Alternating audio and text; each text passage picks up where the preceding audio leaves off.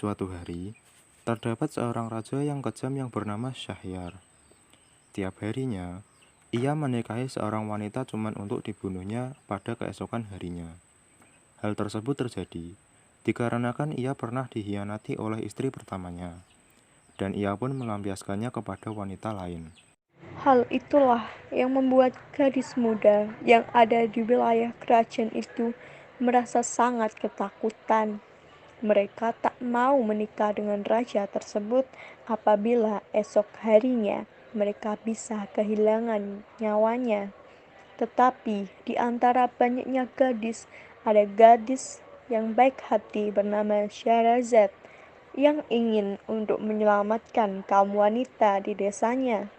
Wanita itu kemudian meminta restu dari sang ayah untuk dapat menikahi sang raja. Awalnya, ayahnya tak menyetujui maksudnya itu. Ia tak mau kehilangan putri yang ia cintai. Tetapi Syahrazad berhasil untuk meyakinkan sang ayah bahwa ia telah mencari suatu cara agar tak akan berakhir dengan cara mengenaskan, seperti istri raja yang sebelumnya. Dengan rasa berat hatinya, ayah Syahrazad pun menyetujui dan menikahkan putrinya itu. Di malam hari sebelum tidur, Syahrazad pun mengulur waktu agar sang raja tidak membunuhnya dengan cara membacakan suatu dongeng.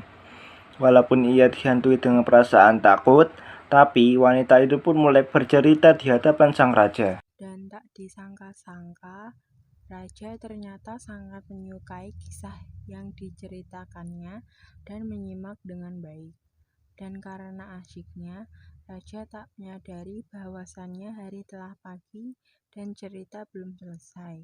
Dan tak disangka-sangka mengatakan akan melanjutkan cerita tersebut keesokan harinya. Dan raja yang dikenal kejam itu pun menyetujui. Di malam berikutnya, raja sangat antusias untuk mendengarkan kelanjutan dari cerita tersebut. Raja menyimak dengan seksama apa yang sudah dikatakan Scheherazade. Sampai keesokan harinya, wanita tersebut pun juga belum menjalani hukumannya untuk dibunuh. Hal tersebut berlanjut ke malam-malam berikutnya.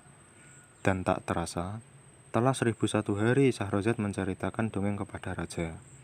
Sampai sang raja lupa dengan hukuman mati yang ia jatuhkan kepada Syahrazad.